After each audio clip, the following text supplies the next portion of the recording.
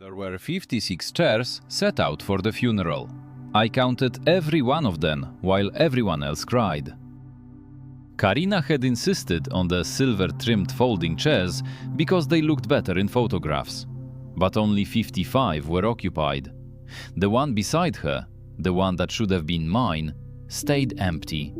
She told the usher not to seat me there. She said it would make things complicated. Complicated? Like mourning your father while secretly filing for divorce wasn't already complicated enough. I stood in the back, not beside my wife, not with the family, not even with the distant relatives. I stood next to a ficus tree and a woman who'd once dated Karina's uncle sometime back in the 90s. The funeral program even misspelled my last name. Nobody noticed, nobody cared. When Karina stood to speak about her father, Glenn Darby, the oil billionaire who never thought I was good enough, she thanked the family, the friends, the business partners. She never mentioned me, not once. She wore black silk. Her makeup stayed perfect. She cried just enough to look believable, not enough to ruin the mascara. When she returned to her seat, she leaned toward the man sitting where I should have been. She whispered something. He laughed. I never found out what she said. Honestly, I stopped caring. Because what happened after the funeral mattered a whole lot more. The inheritance wasn't the beginning. Not really. The beginning was what happened in the parking lot.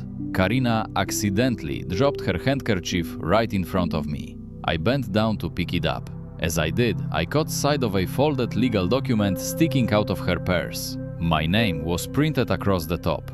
Bold letters, right next to a case number. My stomach tightened. She'd already filed for divorce, before the funeral, before the flowers, before the eulogies, before she'd finished pretending to be a grieving daughter. 2 days later, she was supposed to inherit $250 million. 2 days after that, she planned to hand me divorce papers and walk away. At least, that was her plan. She didn't know Glenn had made plans of his own. I barely slept the night before the reading of the will. I was staying in my cousin's basement, staring at the ceiling, wondering why I'd even been invited. Glenn Darby had never hidden his opinion of me. To him, I was the handyman his daughter married, the guy who fixed broken fences, the guy who never belonged in their world. Why would a man like that leave me anything? The estate sat behind iron gates on a hill overlooking Hampton Chase. Everything about the place reminded me I didn't belong there. The lawyer directed me through a side entrance instead of the front door. Somehow, that felt appropriate. Inside, a handful of people waited in Glenn's study. Dark wood, leather chairs, a grandfather clock ticking loud enough to make the silence uncomfortable. Karina sat across the room. She never looked at me. The attorney cleared his throat and opened the file. Most of the will was exactly what everyone expected. Charities, business holdings, properties, trusts.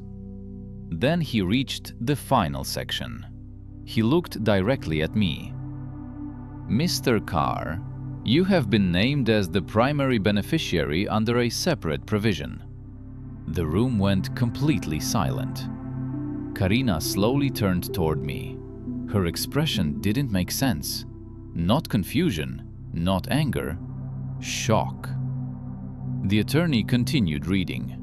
Under Glenn Darby's final amendment, ownership of the controlling trust would transfer to me, not to his daughter, provided specific conditions had been met. Karina stood so quickly her chair nearly tipped over. This is ridiculous. There has to be some mistake. There isn't, the attorney replied. The amendment was properly executed and legally witnessed. She looked at me as if I'd stolen something. I hadn't said a single word. For the first time since I'd known her, I mattered. The meeting ended in silence. Nobody looked at me, nobody apologized. Karina walked out first. She slammed the heavy study door behind her. I stayed where I was. The attorney gathered his papers, then he looked at me. "Mr. Carr, there's something else." He handed me a sealed envelope. It was left with instructions that only you receive it. I turned it over in my hands. My name was written across the front in Glenn's handwriting. For a moment, I considered leaving it unopened. Instead, I slipped it into my jacket pocket. Outside, the afternoon air felt colder than it had that morning. I barely made it to my truck before Karina caught up with me. "We need to talk." "No," I said, "we really don't." She stepped in front of me anyway. "You know this isn't what my father wanted." "I don't?" "He did this to punish me." I looked at her. For the first time in years, I honestly couldn't tell if she believed what she was saying. She folded her arms. "You don't know anything about this kind of money. I know enough. You'll lose it. You'll be manipulated. You'll destroy everything he built." Maybe 6 months earlier, those words would have gotten to me. That afternoon, they didn't. "I think we're done here." I climbed into my truck. She stood there watching me drive away. The next few days felt unreal. Lawyers called, financial advisors called. People I'd never met suddenly wanted meetings. I went back to work at the shipping depot because I didn't know what else to do. Routine felt safer than thinking. Then Karina showed up. She cornered me near the break room. Same confident walk, same expensive clothes, same calm voice. "You don't deserve this." I stared at her. "No apology?" "No." "You think this money belongs to you?" "It belongs where my father intended.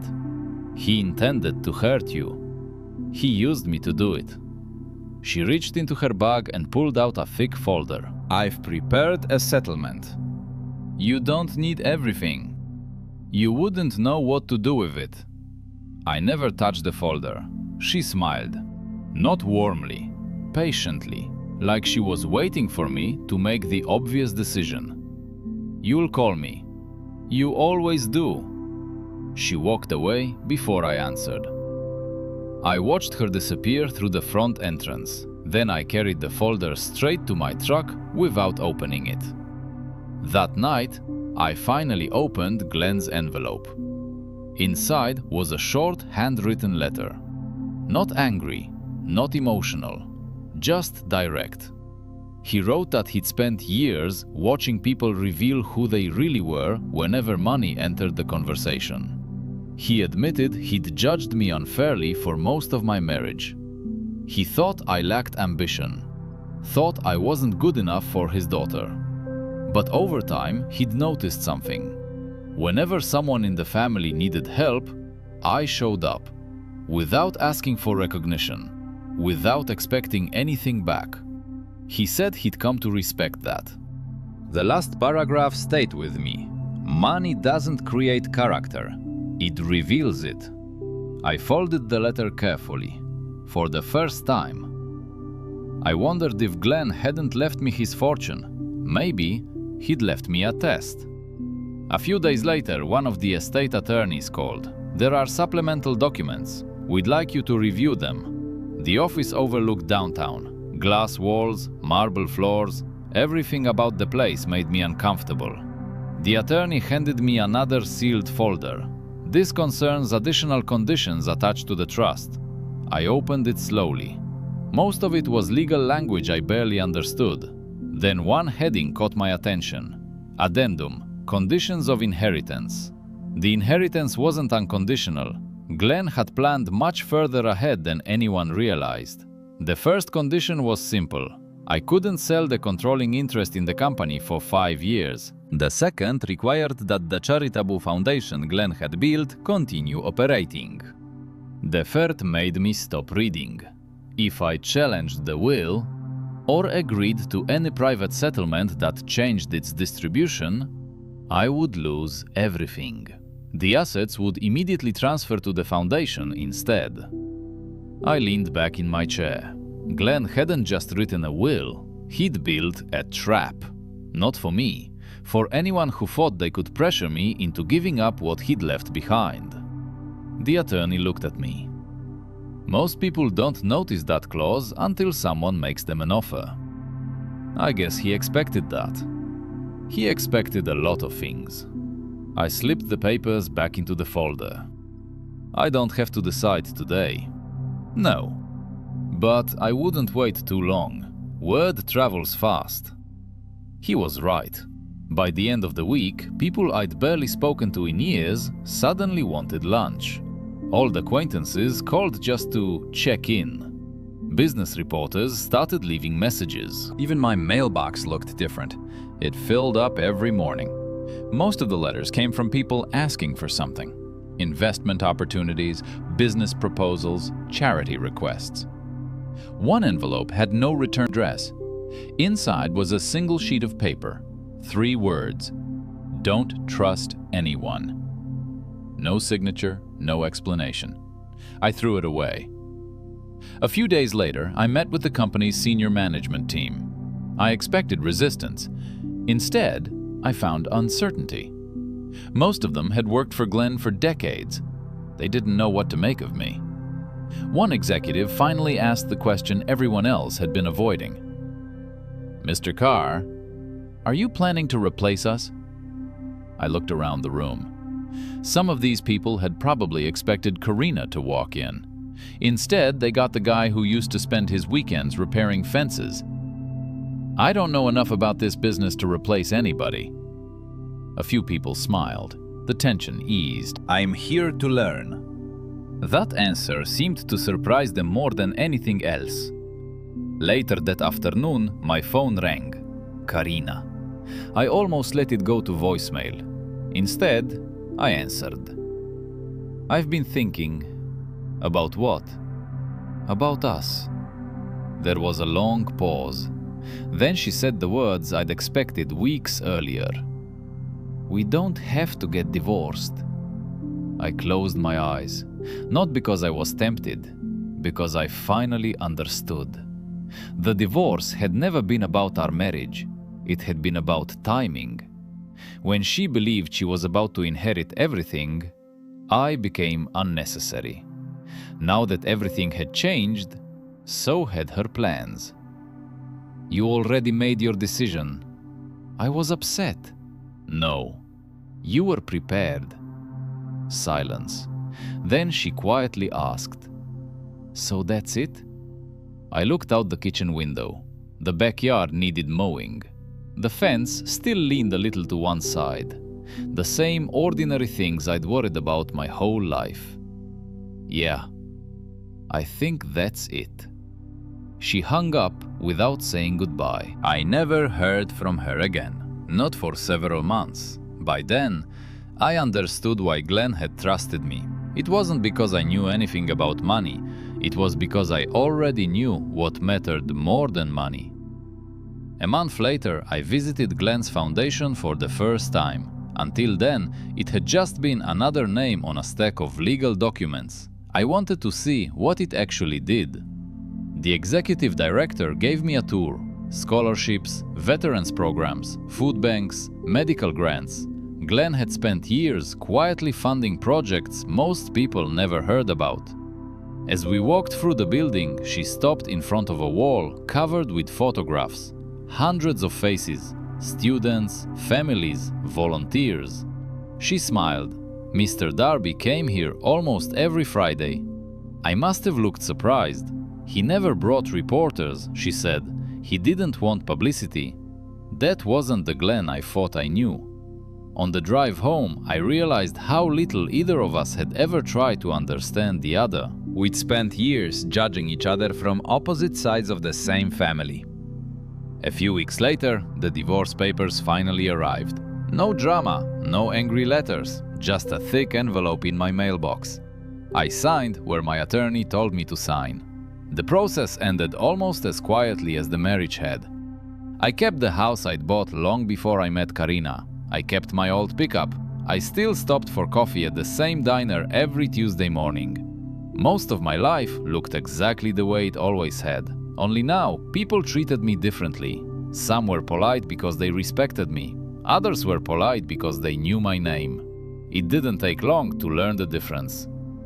One Saturday afternoon, I opened Glenn's letter again. I'd read it half a dozen times by then. The paper was beginning to crease where I'd folded it. The last sentence still stood out. Money doesn't create character, it reveals it. I slipped the letter back into its envelope. Then I locked it in my desk drawer. Not because it was valuable, because I didn't want to forget it. Sometimes people ask me what it felt like to inherit all that money. They expect me to talk about the cars, the houses, the investments, the headlines. I usually disappoint them, because that's not what changed my life. The thing I remember most isn't sitting in a lawyer's office. It isn't the reading of the will. It isn't even the divorce. It's that empty chair at the funeral. The one beside my wife.